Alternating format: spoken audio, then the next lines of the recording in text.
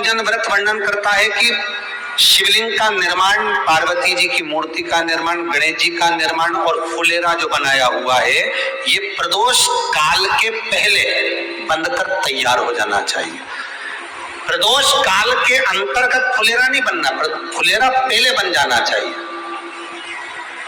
और बहुत विशेष बात ध्यान रखिए हरतालिका तीज की, कि शंकर जी का जो आपने स्वरूप बनाया है, पाटे में, थाली में, चौकी पर, चौरंग पर जो स्वरूप बनाया है, वो पहले नहीं रखना है। पहले क्या बांधना है?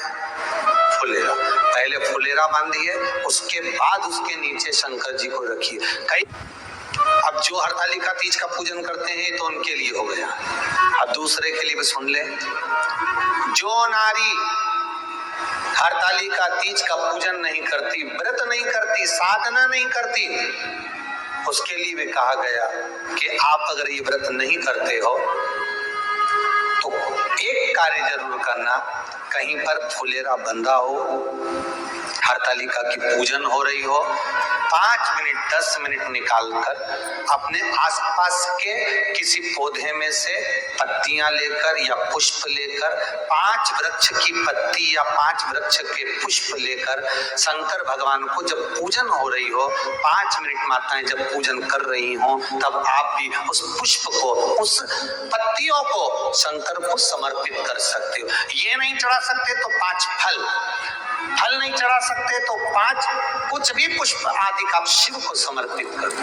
पर क्यों चढ़ाया जाता है, किस लिए चढ़ाना चाहिए? तो कहा कन्या स्त्री अगर मान लो हरतालिका का व्रत नहीं करती, पूजन नहीं करती, आराधना नहीं करती, तो वो कन्या, वो नारी, वो स्त्री, वो पुरुष कार्य तो बहुत करेगा, दुकान भी 4 चलाएगा, व्यापार भी बढ़ाएगा, पर संपदा को जोड़ नहीं पाएगा। 1 रुपए कमाएगा, 1.25 रुपए खर्च वाला काम चलेगा। हस्त नक्षत्र में जो तृतीया पड़ती है, हस्त नक्षत्र के अंतर्गत जो तृतीया का महत्व कहा गया है, वो संपदा को बढ़ाती है, मनोकामना को पूर्ण करती है। इस नक्षत्र के अंतर्गत जो तृतीया आती है, वो मनोकामना को पूर्ण कर चली जाती है। इसलिए शिव की आराधना के लिए प्रथम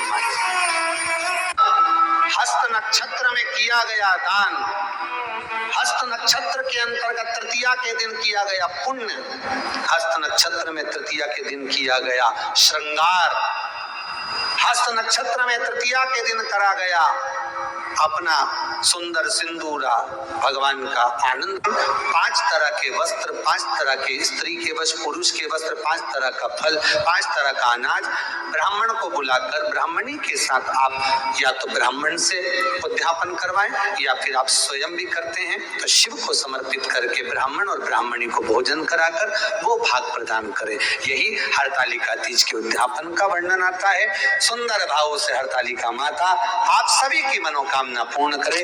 हर हर हरतालिका तीज के दिन माँ पार्वती की कृपा आप सब पर बनी रहे, भोले बाबा की कृपा आप सब पर बनी रहे और आप सभी स्वस्थ रहें, सुख समृद्धि से भरपूर रहें। तो हरतालिका तीज का व्रत जो पुरुष या महिलाएं, बहनें और भाई नहीं करते हैं, वह पूज्य गुरुजी द्वारा बताए गए उपाय को अवश्य करें और अपने घर में सुख समृद्धि लाएं, धन वैभव लाएं, सुख शांति लाएं और यश वैभव, धन में वृद्धि, आय में वृद्धि होगी। तो यह उपाय अवश्य करें। शिव पुराण में वर्णित माँ पार्वती जी का उपाय और फुलेरे का उपाय अवश्य करें।